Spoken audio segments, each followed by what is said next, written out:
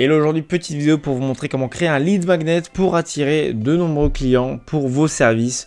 Donc là, on va faire différents métiers. On va faire développeur web freelance, consultant RH, graphiste freelance, expert en automatisation, CMO, donc c'est directeur marketing tout simplement. Et à la fin, je vais vous montrer un petit plan d'action pour lancer vos lead magnets. Et ensuite, on va faire la conclusion. Et c'est aussi simple que ça. Concrètement, en gros, comment je suis légitime à parler de ça? En fait, j'ai beaucoup de lead magnets sur mon site Sulico. Donc, c'est un logiciel que je vends. Et j'ai beaucoup d'outils gratuits et de lead magnets que je vends. Comme par exemple, cet outil pour trouver 5 marques qui matchent votre profil d'influenceur. Et j'ai pas mal de leads tous les mois. Donc du coup, si je peux donner quelques tips pour vous permettre de trouver de nouveaux clients, de trouver de nouveaux prospects, c'est toujours sympathique. Bref, on commence très rapidement. Si je suis développeur web freelance, quel lead magnet je peux faire? On va commencer par le premier. C'est plutôt simple. Alors j'en ai fait 5 à chaque fois pour chaque métier. Comme ça, vous faites le choix et c'est plus simple. Concrètement, les 5 premiers lead magnets que vous pouvez faire en tant que développeur web, le premier, c'est les 5 erreurs sur votre site qui vous font perdre des clients.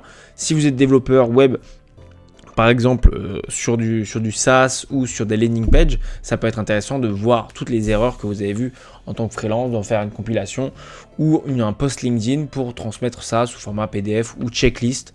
J'ai beaucoup de gens sur LinkedIn qui font des checklists, donc ça peut être intéressant de donner ces checklists.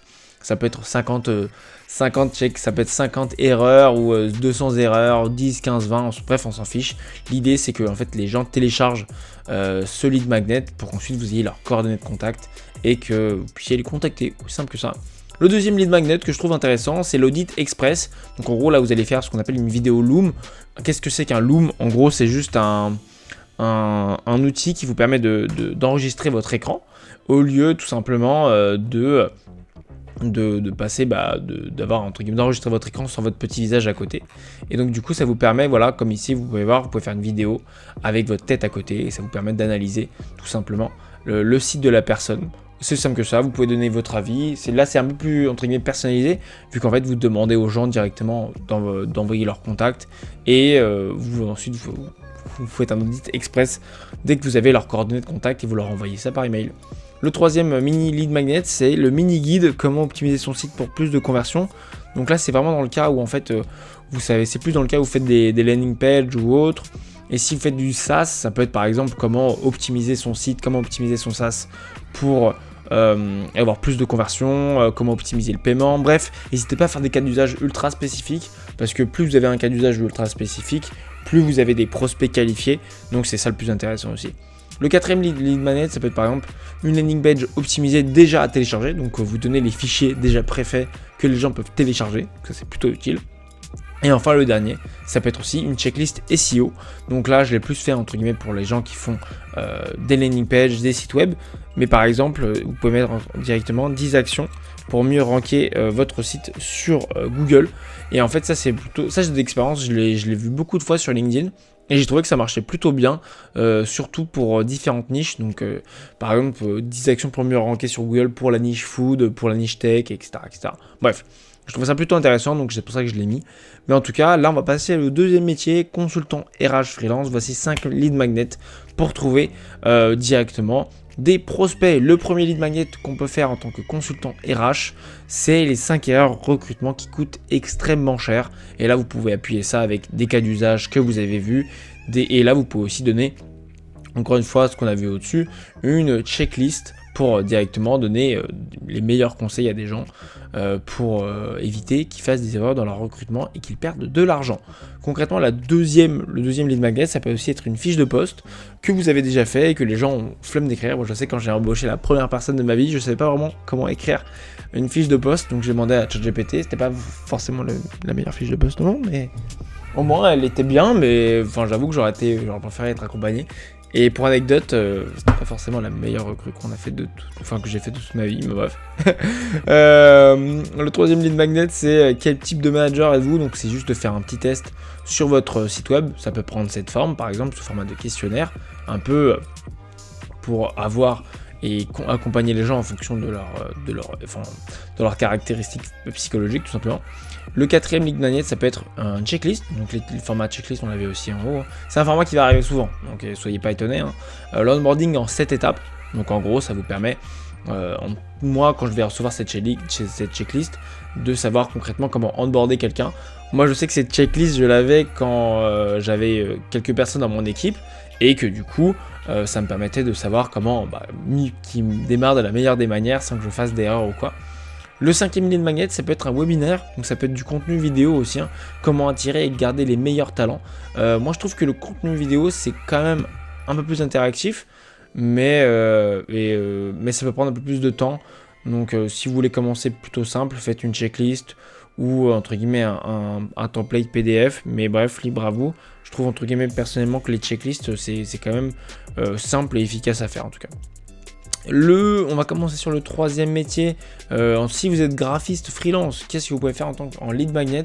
C'est plutôt simple. On va commencer par le premier. Un pack de template Canva. Bref, simple, efficace. J'en ai vu beaucoup qui le faisaient et ça marche plutôt bien. Surtout sur Instagram. Donc si vous cherchez, vous verrez beaucoup de gens qui font ça. Surtout des community managers. Donc si vous, entre guillemets, vous cherchez des idées, n'hésitez pas à checker de ce côté-là parce que je sais que ça marche plutôt bien. Le 2e lead magnet, ça peut être encore une fois en format checklist, les 5 erreurs de design qui tuent votre marque, plutôt simple, plutôt basique, mais qui marche toujours aussi bien. Et ensuite, le 3e lead magnet, ça peut être un mini guide pour créer votre identité visuelle pro. Donc là, en plus de ce mini guide, vous pouvez faire un format checklist. En fait, ce que j'aime bien avec les checklists, c'est que c'est simple et c'est compréhensible. Moi qui suis un profil très analytique, je suis pas un mec très design ou quoi. Et donc du coup, je suis un peu une quiche. Et donc du coup, quand on donne une checklist, c'est carré, c'est comme ça, c'est simple quoi. Donc si vous pouvez donner une petite checklist avec, c'est toujours qualitatif. Le 4e lead magnet, ça peut être un audit express.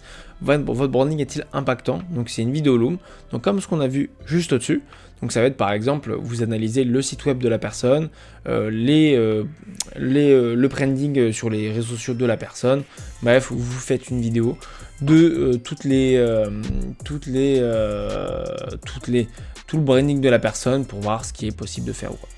Le 5e lead magnet possible, c'est un pack de 5 icônes, donc ça peut être autre chose, 5 logos personnalisés, ou bref, ça revient un peu comme ce qu'on a vu au-dessus, mais l'idée c'est vraiment de donner entre guillemets de la valeur avec des outils ou des produits digitaux qu'on peut offrir gratuitement pour avoir les contacts de la personne. Si vous êtes expert en automatisation no-code, voici 5 lead magnets bien sûr pour trouver des clients. On va commencer par le premier. 10 tâches que vous faites à la main et qui peuvent être automatisées. Ça, je l'ai vu beaucoup sur LinkedIn et aussi sur YouTube.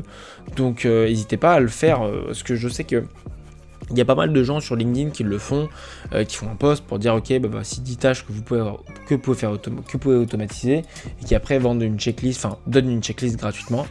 Donc c'est aussi une bonne manière de faire pour avoir des premiers contacts avec des gens.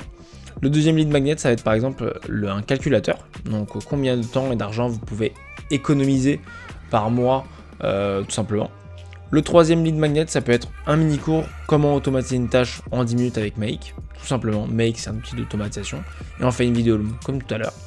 Le 4e, ça va être un modèle. Donc ça veut dire qu'on va donner gratuitement un modèle, un workflow, une automatisation gratuitement. Et ensuite, le 5e lead magnet, c'est un audit express comme on a vu tout à l'heure. Bref, vous voyez que c'est un peu les mêmes formats qui reviennent à chaque fois, mais c'est des formats qui marchent.